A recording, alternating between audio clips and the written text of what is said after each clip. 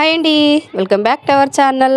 ముందుగా అందరికీ సద్దుల బతుకమ్మ శుభాకాంక్షలు అండి. నిన్న వీడియో అప్లోడ్ చేయలేదండి, ఇది నిన్ననే అప్లోడ్ చేయాల్సింది. అసలు ఇంట్లో పని అస్సలు తిరగలేదు. కొద్దిగా టైం దొరికినా కూడా వాయిస్ ఓవర్ ఇచ్చి పెడదామని చెప్పి చాలా అనుకున్నాను, అసలు దొరకలేదన్నమాట. నేను వదిన ఇద్దరమే కదా, అమ్మకేమో సర్జరీ అయింది. ఇద్దరమే అయ్యేసరికి పని తిరగట్లేదు అనమాట. అందుకే ఇద్దరమే తుంత వేసుకొని పిల్లల్ని రెడీ చేయడం, పిల్లలు ఉండడం ఇంకా పెద్ద టాస్క్. అసలు కిందనో మీదనో పడైతే పని అంతా తీర్చుకొని బతుకమ్మ ముంగడైతే కూర్చున్నాం. అన్ని తంగెడు పువ్వు అయితే కట్లు కట్టుకొని పెట్టుకున్నాం, టేక్ పువ్వు కూడా కట్లు కట్టుకొని అయితే పెట్టుకున్నాం అన్నమాట. అసలు ఈసారి అయితే మంచిగా పెద్ద బతుకమ్మ పేరవాలనుకున్నాను, కానీ ఈసారిగా చిన్నగా అయిపోయింది. అమ్మకి అట్లా అవడం వల్ల, లేకపోతే పెద్ద బతుకమ్మ పేరుదామని ఫస్ట్ నుంచి అనుకుంటూ ఉండే.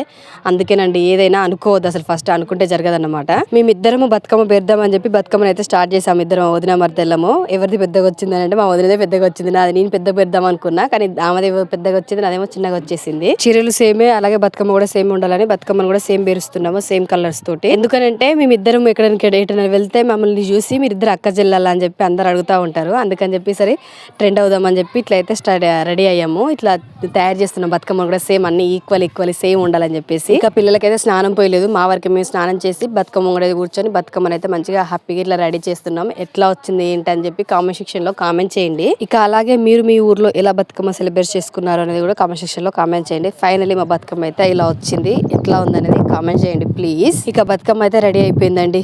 ఇంట్లో ప్రసాదాలు చేయాలి, ప్రసాదాలు చేసేస్తున్నాం. ఈవినింగ్ టైంలో అయితే బతుకమ్మ పట్టుకొని బయటకి అయితే వెళ్ళేస్తున్నాము. బతుకమ్మ పట్టుకొని చెరువు దగ్గరికి వెళ్ళి మంచిగా ఆడి పాడాలన్నమాట. నాన్నైతే మేము బతుకమ్మ పట్టుకొని వస్తుంటే నీళ్ళు ఆరబోస్తున్నాడు మాకి బతుకమ్మకి అన్నట్టు. అందుకే ఇట్లా అయితే వేస్తున్నారు. మా వాడలో అందరూ వస్తున్నారు, వెళ్ళాలిగా బతుకమ్మ కాడికి. అవునండి, ఇంతకి అడగడం మర్చిపోయాను, మా శారీస్ ఎట్లా ఉన్నాయో కామెంట్ చేయండి.